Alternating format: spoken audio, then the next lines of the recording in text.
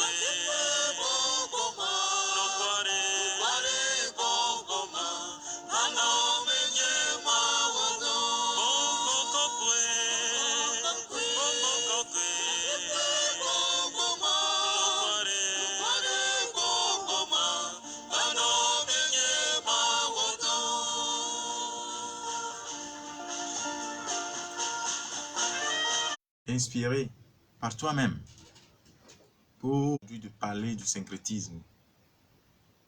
Le syncrétisme qui est jusqu'alors vraiment fait son bon vent au milieu de nous. Et Saint Paul, dans ses lettres, critique souvent le syncrétisme, c'est-à-dire le mélange de différentes croyances religieuses. Syncrétisme, comme simple définition, le mélange de différentes croyances religieuses. Simple définition. Je crois que ça pourrait aller à tous. Or, je rappelle que on pourrait aussi, ou bien on nomme souvent Satan de mélange.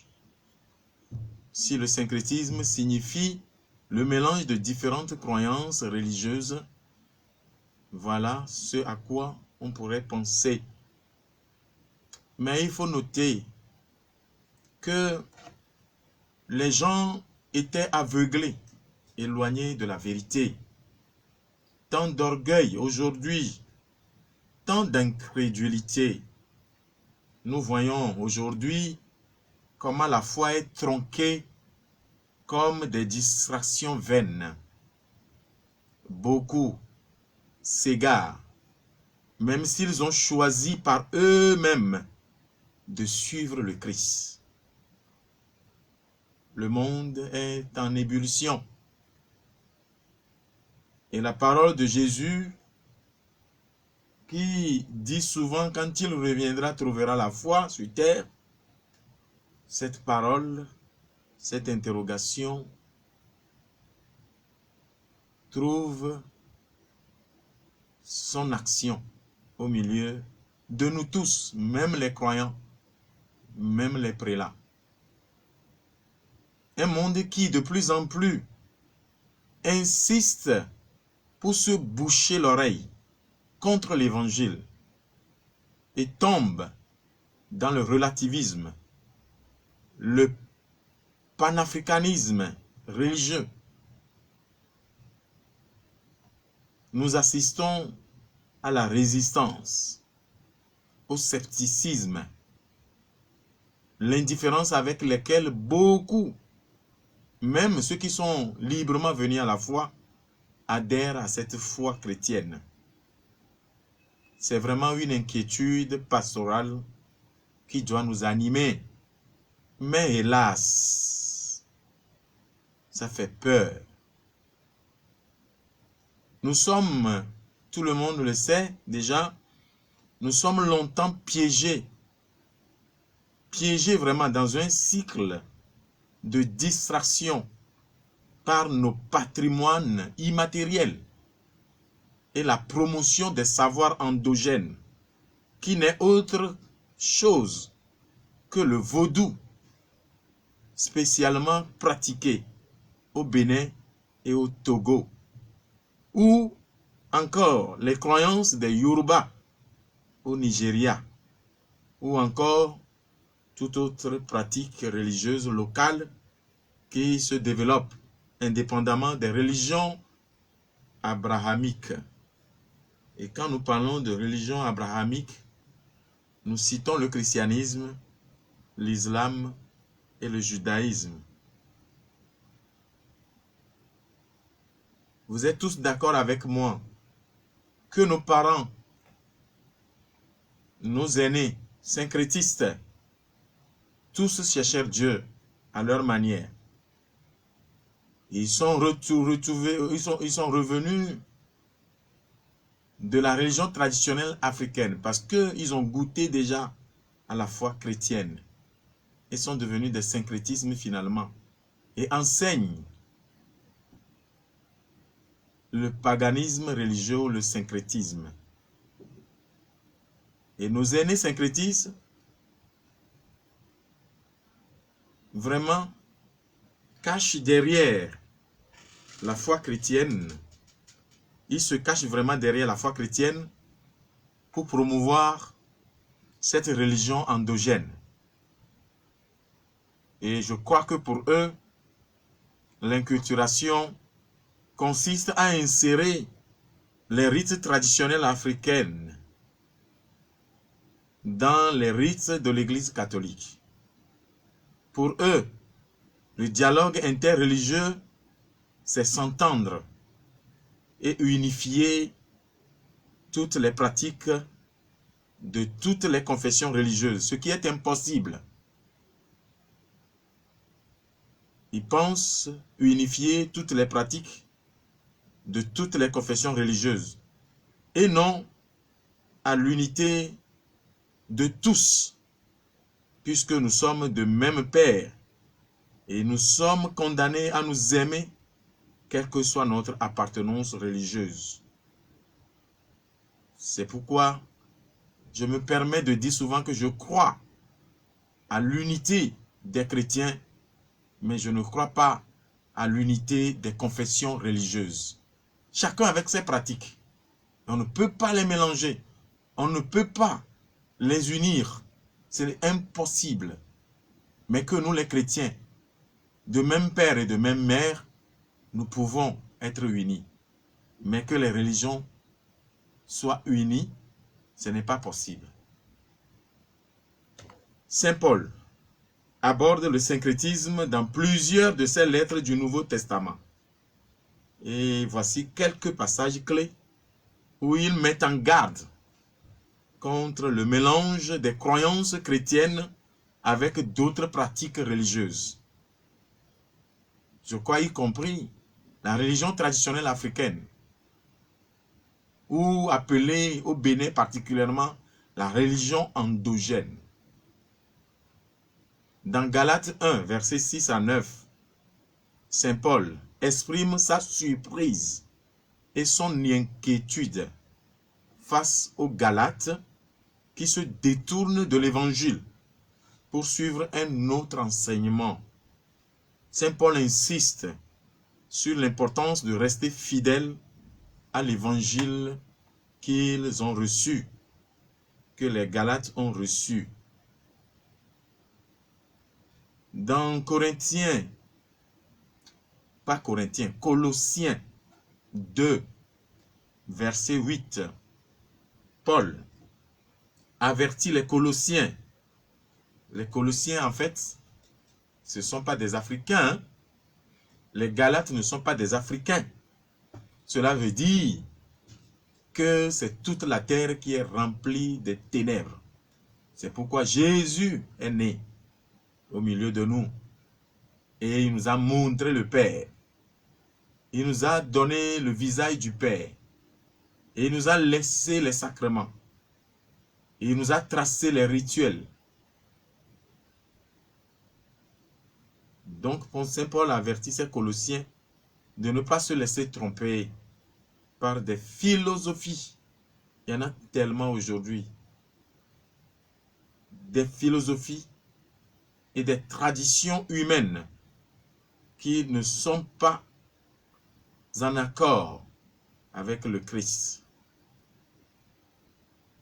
Paul exhorte les Corinthiens à ne pas s'associer avec les non-croyants et à se séparer des pratiques impures, soulignant l'incompatibilité entre la lumière et les ténèbres, c'est-à-dire les philosophies humaines, les traditions humaines. Ça, c'est dans 2 Corinthiens, chapitre 6, versets 14 à 18. Paul met en garde aussi contre les participations aux sacrifices offertes aux idoles. Or, nous savons tous que notre tradition divinatoire demande des sacrifices et des offrandes aux idoles, aux divinités. Pour Saint Paul, cela revient à participer avec les démons. Et ces passages, frères et sœurs, montrent l'importance que Paul accorde à la pureté de la foi chrétienne et à l'éviction des influences extérieures qui pourraient compromettre cette même foi.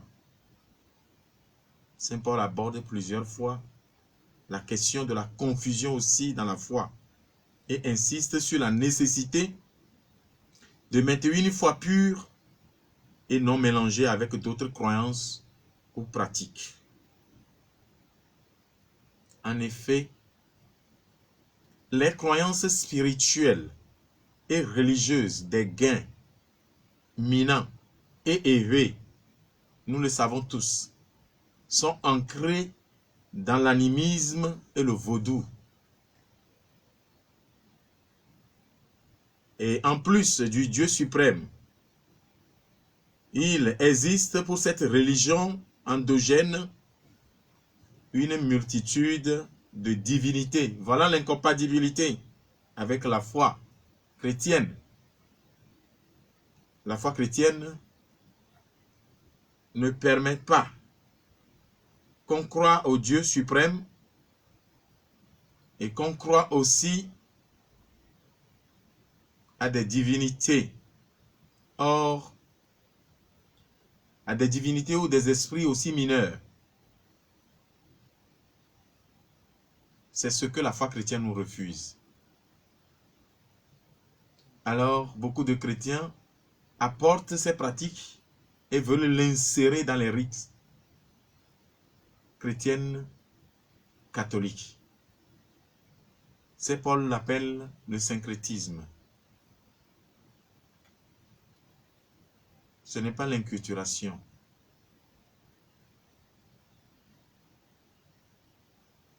Et nous savons très bien qu'il existe pour la religion endogène une multitude de divinités et d'esprits mineurs, souvent associés à des éléments naturels. Or, nous ne pouvons pas vraiment aller à l'adoration de la nature. Ces éléments de la nature comme les rivières, sous d'autres cieux, chez les Européens qui pratiquent le spiritisme,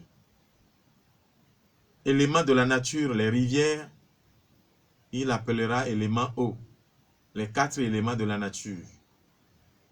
Les montagnes, chez nous, où se trouvent les fées. Et nous avons longuement parlé des fêtes traditionnelles qui prennent pour pierre, montagne, leur divinité. Les forêts, en parlant du lieu vraiment lugubre, des ténèbres, avec plein de sens, vraiment, qui fait peur dans la religion traditionnelle africaine.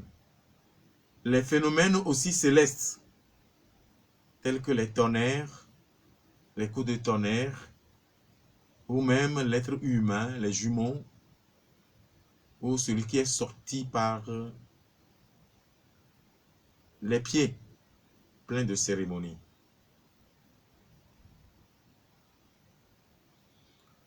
Nous savons très bien que dans nos familles respectives se trouvent toutes ces divinités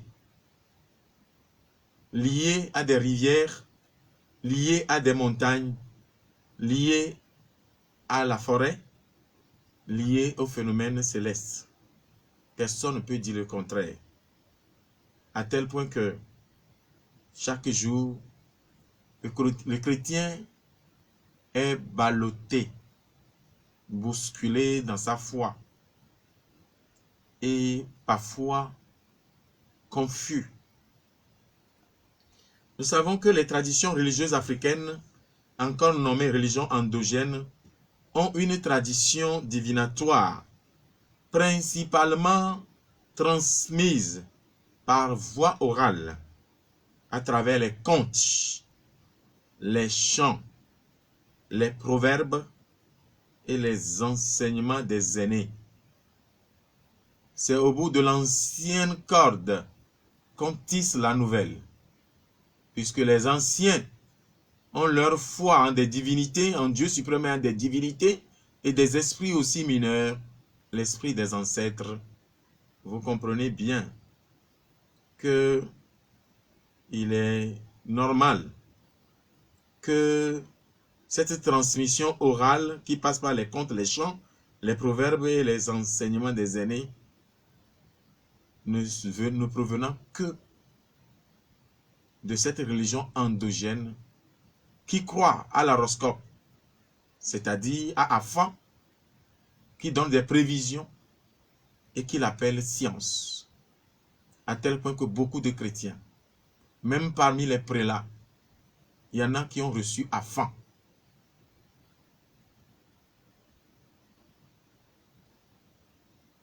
Dommage.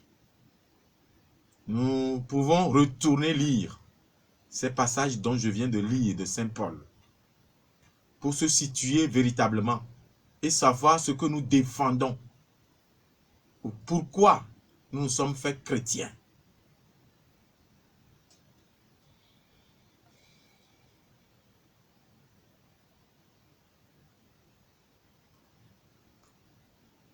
En effet,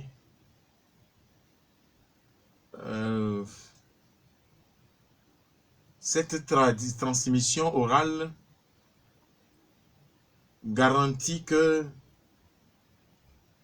les croyances et les pratiques sont adaptées aux contextes locaux et aux générations successives. Dommage qu'on est encore là. Et Jésus, tout ce qu'il nous a légué, nous le délaissons et nous nous attelons en parlant que nous honorons ainsi nos ancêtres. Et comment la religion traditionnelle africaine honore ses ancêtres. Vous convenez avec moi que ce serait incompatible avec la foi chrétienne. Il y a les rituels et les offrandes qui sont souvent faits en l'honneur des ancêtres. Vous le savez bien que moi. Personne ne peut dire aussi le contraire. C'est comme cela que nous comptons honorer nos ancêtres. En érigeant des rituels, en instituant des rituels et des offrandes offerts aux ancêtres, aux défunts.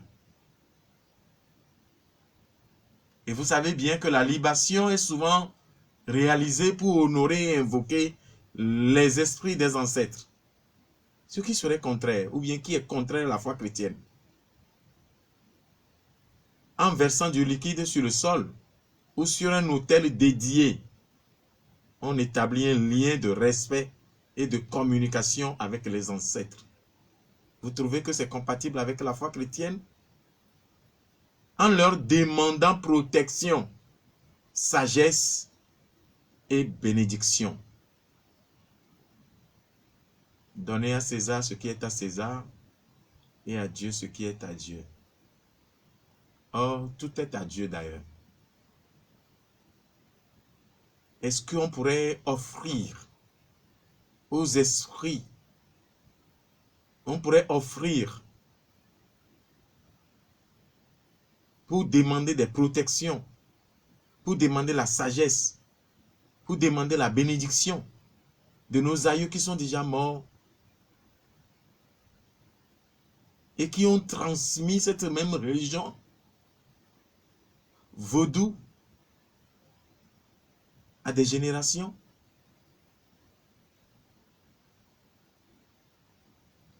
Nous savons très bien que les rituels de passage, comme la naissance, là, j'en ai pris, j'en ai détaillé.